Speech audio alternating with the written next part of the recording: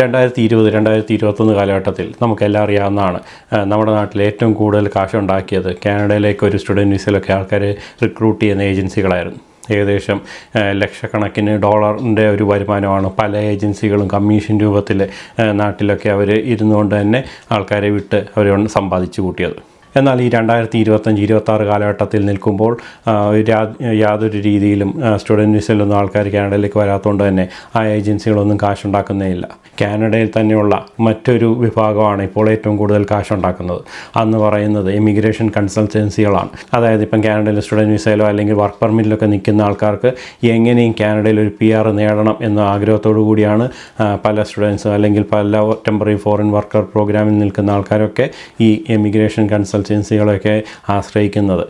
പല immigration consultancy ഏജൻസികളും പറയുന്നത് ഞങ്ങളുടെ കയ്യിൽ അപ്രോച്ച് ചെയ്ത് കഴിഞ്ഞാൽ ഏതെങ്കിലും ഒരു വിഭാഗം വഴി, അതായത് എല്ലാ നോമിനേഷൻ പ്രോഗ്രാമോ അല്ലെങ്കിൽ പൈലറ്റ് പ്രോഗ്രാമോ അതോ അല്ലെങ്കിൽ കനേഡിയൻ എക്സ്പീരിയൻസ് ക്ലാസ്സോ അല്ലെങ്കിൽ ഏതെങ്കിലും ഒരു രീതിയിൽ നിങ്ങൾക്കെല്ലാം PR കിട്ടി ഈ രാജ്യത്ത് തുടരാനുള്ള സംവിധാനം ഏർപ്പെടുത്താമെന്നുള്ളതാണ്. കാനഡയിലെ ബ്രാംപ്ടൺ എന്നൊരു സ്ഥലം മാത്രം നോക്കിക്കഴിഞ്ഞാൽ ഏതൊരു ഷോപ്പിംഗ് മാളിലോ അല്ലെങ്കിൽ ഏതൊരു പ്ലാസയോ നോക്കിക്കഴിഞ്ഞാൽ ഏകദേശം 8-10 ഇമിഗ്രേഷൻ കൺസൾട്ടൻസികളാണ് ഉള്ളത്. മിക്കതും നോർത്ത് ഇന്ത്യൻ കമ്മ്യൂണിറ്റി വരുന്ന ആൾക്കാർ നടത്തുന്ന ഒരു ഇമിഗ്രേഷൻ കൺസൾട്ടൻസികളാണ് കൂടുതൽ എന്ന് മാത്രം. അങ്ങനെയുള്ള കൺസൾട്ടൻസികൾ ഇപ്പോൾ കാനഡയിലൊക്കെയുള്ള വർക്ക് പെർമിറ്റ് നിൽക്കുന്ന ആൾക്കാരെ മാക്സിമം ചൂഷണം ചെയ്തുകൊണ്ടിരിക്കുകയാണ് എന്നാണ് പുതിയ റിപ്പോർട്ടുകൾ സൂചിപ്പിക്കുന്നത്. Where there are more than 10 immigration offices. You can see for yourself. Behind me is the Great Punjabi Business Center. We took a little tour of that, and the whole building, it's another one of these plazas which is just full of immigration offices, lawyers who help people with immigrations, different trucking license organizations, which as we know, there's been a lot of new immigrants to Canada who are getting their trucking licenses, different job centers providing services to immigrants. It really does seem like Brampton's primary industry is immigration. എല്ലാവർക്കും പുതിയൊരു വീഡിയോയിലേക്ക് സ്വാഗതം.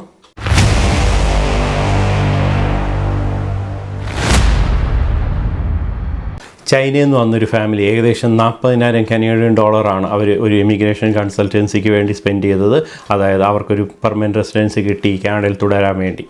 എന്നാൽ ആ immigration agency പല വാഗ്ദാനങ്ങളും അവർക്ക് കൊടുത്തെങ്കിൽ പോലും Canada ഗവൺമെൻറ്റിൻ്റെ ഭാഗത്തുനിന്ന് അവർക്ക് PR കിട്ടാത്ത കാരണം അവരുടെ കാശ് മുഴുവൻ പോവുകയും അവർ തിരിച്ചവരുടെ സ്വന്തം നാടായ ചൈനയിലേക്ക് പോവുകയും ചെയ്തു. ഇതിനെ ചോദ്യം ചെയ്യാനായിട്ട് ആ ഫാമിലി ആ ഇമിഗ്രേഷൻ ഏജൻസി നടത്തിയിട്ടുള്ള ആൾക്കാരുടെ വീട്ടിൽ ചെന്ന് ക്വസ്റ്റ്യൻ ചെയ്യുകയും എന്നാൽ അവർ ഇതിനോട് ഒരു മൃദു സമീപനമാണ് കാണിച്ചത്. അതായത് ഞങ്ങൾ ചെയ്യാവുന്നല്ലേ പറഞ്ഞിട്ടുള്ളൂ, കാനഡ ഗവൺമെൻറ്റാണ് നിങ്ങൾക്ക് PR തരേണ്ടത്, ഞങ്ങളുടെ ഭാഗത്തുനിന്ന് ചെയ്യേണ്ട കാര്യങ്ങളൊക്കെ ചെയ്തിട്ടുണ്ട്, കിട്ടാത്തത് ഞങ്ങളുടെ കുഴപ്പമല്ല, നിങ്ങൾക്ക് എലിജിബിലിറ്റി ഇല്ലാത്തതുകൊണ്ടാണ്, അങ്ങനെയൊക്കെയുള്ള പല കാര്യങ്ങളും പറഞ്ഞ് ആ ചൈന ഫാമിലിയെ അവർക്ക് തിരിച്ച് സ്വന്തം നാട്ടിലേക്ക് പോകാനുള്ള ഒരു അവസരം മാത്രമാണ് ഇമിഗ്രേഷൻ ഏജൻസി അവർക്കുണ്ടാക്കി കൊടുത്തത്.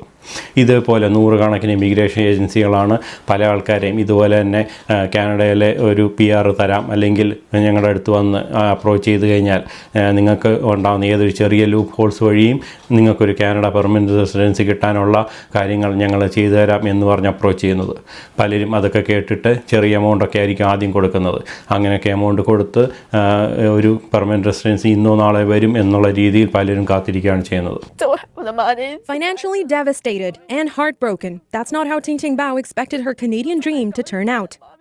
In January, she and her family came from China to Canada on tourist visas, but the school teacher wanted to find a way to stay. When my daughter was born, maybe 6 years ago, we want to go to Canada. Bao signed this contract with Sue, but experts say Sue gave advice that would not lead to permanent residency. Bao's work permit application was later denied, and her job didn't even qualify for a permanent residency pathway at the time. After more bad advice, Bao walked away. In total, she paid $40,000. Chinese people cheat our money, lie to us. Then Bao learned Sue isn't even licensed. Bao and her husband confronted Sue. They even went to her house demanding a refund. The police made them leave. ഈ immigration agency തന്നെ ചില മോശപ്പെട്ട ഏജൻസികൾ പല loop ഹോൾസും, അതായത് ഉദാഹരണം പറയുകയാണെങ്കിൽ ഏതെങ്കിലും ഒരു കനേഡിയൻ സിറ്റിസനെ കല്യാണം കഴിച്ചൊക്കെ PR നേടാം എന്നൊക്കെയുള്ള വളരെ രീതിയിലുള്ള മോശമായിട്ടുള്ള ഫ്രോഡുലൻസ് ഒക്കെ കാണിച്ച് പെർമനൻറ്റ് റെസിഡൻസിയുടെ രീതിയിൽ എത്തിക്കുന്ന ഏജൻസികളും ഇഷ്ടം പോലെയുണ്ട്. മിക്ക ഏജൻസികളും റെഗുലേറ്റഡ് ആണെങ്കിൽ പോലും മാക്സിമം അവരുടെ ക്ലയൻസിനെ ഒപ്പിക്കുന്ന രീതിയിലുള്ള ഒരു വാഗ്ദാനങ്ങളാണ് പല സ്റ്റുഡൻസിനോടും അല്ലെങ്കിൽ വർക്ക് പെർമിറ്റ് നിൽക്കുന്നവരോടും പറയുന്നത്. ഇതെല്ലാം വിശ്വസിച്ചിട്ട് ഇഷ്ടംപോലെ കാശൊക്കെ അവർക്ക് കൊടുത്തിട്ട് ഇന്നോ നാളെ അവർക്കൊരു എക്സ്പ്രസ് എൻട്രിയിൽ ഒരു ഡ്രോയിലെ ഇൻവിറ്റേഷൻ കിട്ടുമെന്നൊക്കെ വിചാരിച്ചാണ് പലരും ഇരിക്കുന്നത്. എന്നാൽ ഇപ്പോൾ 2025-26 കാലഘട്ടത്തിൽ നിൽക്കുമ്പോൾ കാനഡയെ തന്നെ നമുക്കെല്ലാം അറിയാവുന്നതാണ്, പെർമനൻറ്റ് റെസിഡൻസി കിട്ടുക എന്ന് പറയുന്നത് അത്ര ഈസി ആയിട്ടുള്ളൊരു കാര്യമല്ല. ഓരോ ദിവസമാണ് ഗവൺമെൻറ് ഭാഗത്തുനിന്ന് റൂൾസുകളൊക്കെ ടൈറ്റൻ ചെയ്തുകൊണ്ടിരിക്കുന്നത്. ഇപ്പോൾ ഇഷ്ടംപോലെ എംപ്ലോയേഴ്സ് അവർക്കൊരു സ്റ്റുഡൻറ്റ് വിസയിൽ അല്ലെങ്കിൽ വർക്ക് പെർമിറ്റ് വന്നവരെല്ലാം ജോലി കൊടുക്കുകയും ഒരു ശമ്പളം കൂടാതെ തന്നെ അവർക്ക് ജോലിയൊക്കെ ചെയ്യുമ്പോൾ ഒരു വർഷം കഴിയുമ്പോൾ അവർക്കൊരു PR-ൻ്റെ ഒരു ഡോക്യുമെൻസിലൊക്കെ എംപ്ലോയർ സൈൻ ചെയ്തിട്ട് അതുവഴി എന്തെങ്കിലും പൈലറ്റ് പ്രോഗ്രാം അല്ലെങ്കിൽ നോമിനേഷൻ പ്രോഗ്രാമിലൊക്കെ എലിജിബിലിറ്റി ചെയ്ത് കൊടുക്കാറാണ് പതിവ്. എന്നാൽ ഇപ്പോൾ ഗവൺമെൻറ് ഭാഗത്തുനിന്ന് അങ്ങനെ എന്തെങ്കിലും കള്ളത്തരം കാണിക്കുന്ന എംപ്ലോയേഴ്സിനെ എല്ലാം വലിയ ഹ്യൂജ് രീതിയിലുള്ള ഒരു പെനാൽറ്റി കൊടുക്കുകയും അവർ അങ്ങനെ ആരെങ്കിലും ഫ്രോഡിലൻസ് കാണിച്ച് പെർമനൻറ്റ് റെസിഡൻസിയൊക്കെ നേടിയിട്ടുണ്ടെങ്കിൽ ആ പെർമനൻറ്റ് റെസിഡൻസിയൊക്കെ അവരുടെ എടുത്ത് കളയും എന്നാണ് ഗവൺമെൻറ് ഭാഗത്തുനിന്ന് പറയുന്നത് പോലും. നമ്മളൊരു ഇമിഗ്രേഷൻ ഏജൻസിയെ വിശ്വസിച്ച് ഒരു കാര്യം ചെയ്യുമ്പോൾ നിങ്ങളുടെ ഭാഗത്തുനിന്ന് പൂർണ്ണമായിട്ടൊരു സ്റ്റഡി നടത്തി അത് ജെനുവിനാണ്, അവർ പറയുന്ന കാര്യങ്ങളെല്ലാം സത്യമാണ്, മാത്രമല്ല അവർ പറയുന്ന എന്ത് കാര്യങ്ങളും അപ്പാടെ വിശ്വസിക്കാതെ, ഇന്ന് നമ്മുടെ എല്ലാവരുടെയും കയ്യിൽ ഇതൊക്കെ എൻക്വയറി ചെയ്യാനുള്ള സിസ്റ്റം നമ്മുടെ കയ്യിലൊക്കെ ഉണ്ട്. അതുകൊണ്ട് ഗവൺമെൻറ് വെബ്സൈറ്റിൽ പോയിട്ട് അവർ പറയുന്ന കാര്യങ്ങളൊക്കെ ജെനുവിനാണോ എന്ന് വിശ്വസിച്ചിട്ടതിന് ശേഷം മാത്രം നിങ്ങളുടെ വിലപ്പെട്ട കാശ് അവർക്ക് കൊടുക്കുക.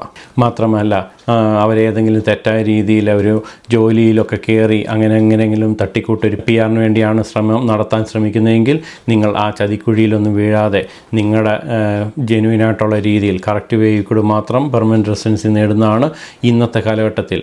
അതും ഗവൺമെൻറ് ഭാഗത്തുനിന്ന് ഇപ്പം സ്ട്രിക്റ്റായിട്ട് ഓരോ ദിവസമാണ് സ്ക്രൂട്ടനൈസ് ചെയ്യുന്നത്. പല രീതിയിലുള്ള ഡോക്യുമെൻസിലൊക്കെ അവർ ചെക്ക് ചെയ്യുകയൊക്കെ ചെയ്യുമ്പോൾ എന്തെങ്കിലും തെറ്റായിട്ടുള്ള ഡോക്യുമെൻറ്റ്സ് നിങ്ങൾ സബ്മിറ്റ് ചെയ്ത് കഴിഞ്ഞാൽ 5 വർഷത്തെ ബാൻ ഉണ്ടാകാൻ പോകുന്നത് നിങ്ങൾക്ക് മാത്രമായിരിക്കും. ഒരിക്കലും ഏജൻസികളെ ആരും ബ്ലെയിം ചെയ്യാൻ പോലും പോകാറില്ല.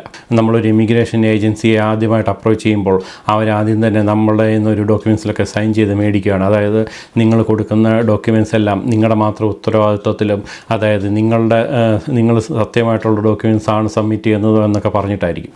അതുകൊണ്ട് ഫ്യൂച്ചറിൽ അവർ പറഞ്ഞൊരു ഫോൾസ് ആയിട്ടുള്ള ഡോക്യുമെൻസൊക്കെ അല്ലെങ്കിൽ അവർ പറഞ്ഞിട്ടുള്ള ഒരു തെറ്റായിട്ടുള്ള ഡോക്യുമെൻസൊക്കെ നിങ്ങൾ സബ്മിറ്റ് ചെയ്താൽ അതിൻ്റെ പൂർണ്ണ ഉത്തരവാദിത്വം നിങ്ങൾക്ക് മാത്രമായിരിക്കും എന്ന് മനസ്സിലാക്കുക. 2020 കാലഘട്ടത്തിലൊക്കെ സ്റ്റുഡൻറ്റ് വിസയിലൊക്കെ പോയവരോട് എന്തൊക്കെ മോഹന വാഗ്ദാനങ്ങളാണ് നാട്ടിലുള്ള ഏജൻസികൾ പറഞ്ഞത് എന്ന് നമ്മളിപ്പോൾ എല്ലാവർക്കും മനസ്സിലായിട്ടുണ്ട്. അതേപോലെ ഇമിഗ്രേഷൻ ഏജൻസികൾ പറയുന്ന കാര്യങ്ങൾ പൂർണ്ണമായിട്ടും നിങ്ങളുടെ ന്യായത്തിനും യുക്തിക്കും യോജിക്കുന്ന കാര്യങ്ങൾ മാത്രമാണെങ്കിൽ അത് വിശ്വസിച്ച് മുന്നോട്ട് പോവുക. പുതിയൊരു വീഡിയോ ആയിട്ട് കാണുന്നവന്മാർ, it's me AJ signing off. By.